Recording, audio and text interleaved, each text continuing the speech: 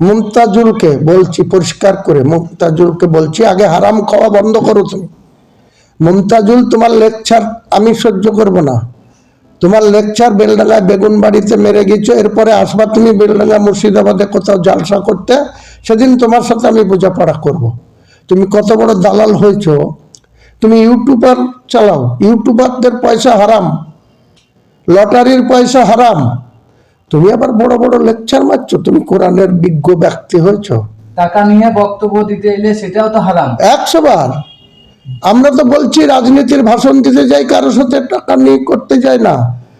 30 বছর আগে থেকে কংগ্রেস করতাম, তখন কংগ্রেসের নেতাদেরকে জেলায় আলী হোসেন মন্ডল বলে এক নেতা ছিল, তাকে যখন আমি কোনো সময় বলতে গেছি যে আমাদের শক্তিপুরে আসেন, রেজিনগরে আসেন, একটা ভাষণ দিতে হবে একটা মিটিংয়ে, তা আমাকে বলতো আমার কাছে তো টাকা নাই, আমার অ্যাম্বাসেডারের 300 টাকা তেলের দিয়ে যাস তাহলে যাব। আমি কারোর সাথে 300 টাকা নিয়ে, তোমার মতন 15,000 টাকা অ্যাডভান্স নিয়ে বক্তৃতা করতে যাই না বন্ধু। তুমি আগে হারাম খাওয়া বন্ধ করো, তারপরে লেকচার মারবা। মমতাজুল, তোমার লেকচারের ধার ধারে না হুমায়ুন কবির। তুমি মুর্শিদাবাদে যেখানে জালসা করতে আসবা, তোমার সাথে ওই কথার কৈফত আমি নেব, তারপরে তোমাকে ছাড়বো। দেখি তোমার পিছনে কে আছে, কটা লোক তোমাকে সাপোর্ট দেয়, দেখবো আমি। তোমার জালসা করে খাওয়া বন্ধ করে দেবো, তোমার মুনাফেকগিরি করা বন্ধ করে দেবো। মুমতাজুল, উনি জালসা করে বেড়ান, মুসলিম সমাজের কোরআন হাদিসকে বিক্রি করে খান, কোরআন হাদিস থেকে উদ্ধৃত করে টাকার বিনিময়ে তিনি জালসা করে বেড়ান।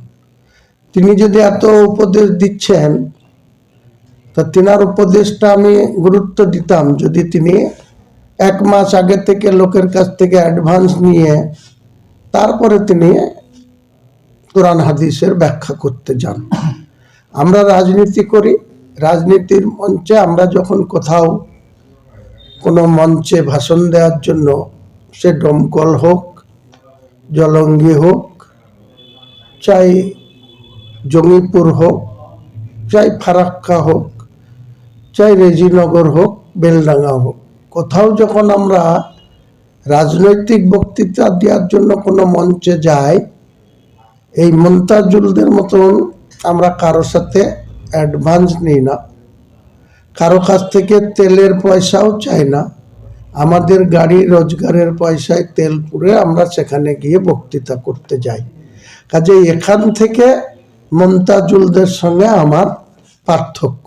কারণ মুমতাজুলরা কোরআন হাদিসকে ব্যাখ্যা করে মানুষকে বোঝাতে যায়, কিন্তু নিঃস্বার্থে না, নিজের ব্যক্তিগত স্বার্থটাকে আগে মানে কার্যকরী করে, বা আগে অ্যাডভান্স টাকা নেয়, তারপরে তিনি যে ভাষণ মারতে যান। তিনি আবার আমাকে জ্ঞান দিচ্ছে যে একটি ইসলামিক হসপিটাল করলে ভালো হতো, একটি মসজিদের কোনো দরকার নেই। আরে মসজিদের দরকার নাই, তা তোমার ভাষণের কি দরকার?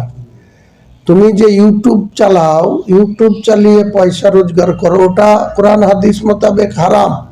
তুমি সেটা তো কাউকে প্রচার করো না বন্ধু, যে আমি হারাম খাই, হারামখোর। হারামখোরদের কথা আল্লাহ কোনোদিনই কবুল করবে না। কিছু লোক আছে লটারি পেটের দেয়, লটারি কাটে, লটারি বিক্রি করে, এই লটারির টাকাও, লটারি কাটাও হারাম, লটারির পয়সা খাওয়াও হারাম। তো এই সমস্ত জ্ঞানদাতাদের কোনো জ্ঞান আমি শুনবো না। আজকের দিনে আমি 5 ওয়াক্ত নামাজ পড়তে পারি না ঠিকই, সেটা আল্লাহর মাফ করবে, আল্লাহর কাছে ক্ষমা চাইব, কিন্তু এই ধরনের মুনাফেকদের কোনো সাজেশন। আরও কিছু মুর্শিদাবাদ জেলায় টুপি আর দাড়ি রেখে তৃণমূলের চাটুগিরি করে বেড়াচ্ছে, আর কিছু তৃণমূলের প্রশাসনের কাছে গিয়ে, পুলিশ প্রশাসনের কাছে বলুন আর সিভিল প্রশাসনের কাছে বলুন, গিয়ে তারা গাড়ির তেল নিচ্ছে। আর এই হারামখোররা, তোরা টুপি রেখে আর দাড়ি রেখে এই হারাম খাওয়া বন্ধ করবি কবে? তবে ভাষণ মারবি। আর তা নাহলে তোদের কি অবস্থা করব এই মুর্শিদাবাদ জেলায় তোরা বুঝতে পারবি। তোরা 3,000 টাকার ওয়াকফ বোর্ড থেকে টাকা দেয়, সরকারি কোষাগার থেকে দেয় না। সরকারি কোষাগার থেকে প্রথম 3 মাস 4 মাস দিয়েছিল, তারপরে কোন জৈনিক ব্যক্তি হাইকোর্টে কেস করে এই রাজ্য সরকারকে সেই টাকা দেয়া বন্ধ করেছিল। ভুলে গেছিস? মোনাফেকরা আবার আমাকে জ্ঞান দিচ্ছে যে এই করা উচিত না, এই করা উচিত না, কলেজ করুক, হসপিটাল করুক। আরে সরকার কিসের জন্য আছে?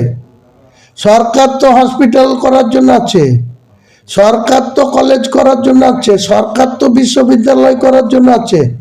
এখানে একটা এত বড় জেলা একটা মেডিকেল কলেজ আছে, তার পরিষেবা সারাদিন আপনারা যান, যে ভিজিট করুন, কটা মানুষ বিনা চিকিৎসায়, একটা রুগী দুটো বেডে, একটা বেডে 2টো করে রুগী, 3টে করে রুগী শুয়ে রাখা হচ্ছে। সুস্থতা হওয়ার আগে তো আরো অসুস্থতা তার বেড়ে যাবে। সেসব জায়গায় তোমার কথা বলার ক্ষমতা নাই। তুমি বড় বড় জ্ঞান দিচ্ছ।